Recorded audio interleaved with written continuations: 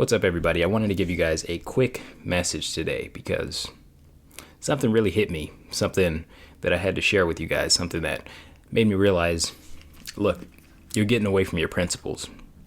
You're getting away from everything that you stand for, and that's because I didn't have it written down anymore. That's because I didn't know. I was starting to forget day by day what I stand for. And it's this whole concept of discipline is freedom. And what do I mean by discipline is freedom?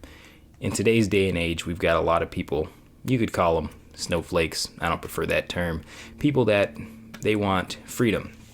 But what they want freedom to do is they want freedom to go here and there. They want freedom to live a carefree life. They want freedom from want.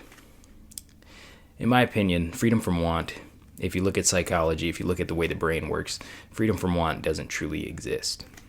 Freedom from want is kind of a myth. It's this paradise idea that doesn't actually exist. The real freedom, the freedom that we really want, is the freedom to succeed. The real freedom that we really want is the freedom to succeed beyond our greatest desires. The real freedom that we want is the freedom from our petty desires. The real freedom that we want comes from things like having a schedule and sticking to it. Now, the reason why I came on and wanted to do this video is that recently I saw this picture and it really hit me. And it was of this guy who I went to high school with, and he's really let himself go in life. Not just physically. I mean, he looks like he's gained at least 50, 60 pounds. But this guy used to be one of the top athletes at the school. This guy was one of the coolest, smoothest talkers. You know, all the girls liked him. Everybody wanted to be like him. Everybody thought he was going to be successful. Everybody thought he was going to the NBA. All these things. And now what's he doing? Guy was pimping. The guy's, making posts about how broke he is. Making posts about how he can't find a job. The guy's out there drinking, smoking. Obviously very out of shape. Very, unhealthy, if you will. And it just got me thinking about myself and how I'm kind of steering off my own path, and I had to get back to my principles. So I wanted to give you guys just a couple of things that I'm trying to recommit to that I think is what got me here in the first place. And I really need to realign myself with those things. So first one I already mentioned was having a schedule, sticking to it, and just having a growth mindset, sticking to those habits that are going to propel you forward in life. So if you could do a top-down view of all the people on this world, you're able to take their habits and just assign habits to certain people. If you could assign those habits to those people, they would get certain outcomes over day over day over day. Over time, the certain habits that you assign to certain people would become, either successful, unsuccessful, in shape, out of shape. They would get bigger, fatter, smaller, more in shape, all of those things. So what I had to do recently, I didn't have them written down, had to rewrite down my habits. Next thing I had to do was revisit my I can mindset.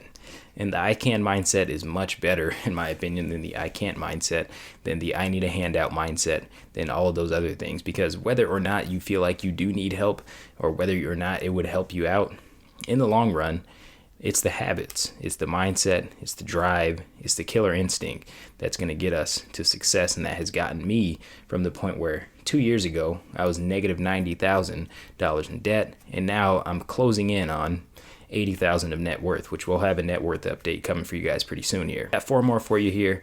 And one of them is study success. So study success, this came from a question that I got from somebody that said, how did you learn all of these things about economics? And I told them reading 1 to 2 hours a day. So I've put that back into my schedule. That's something that I'm going to make sure I commit to.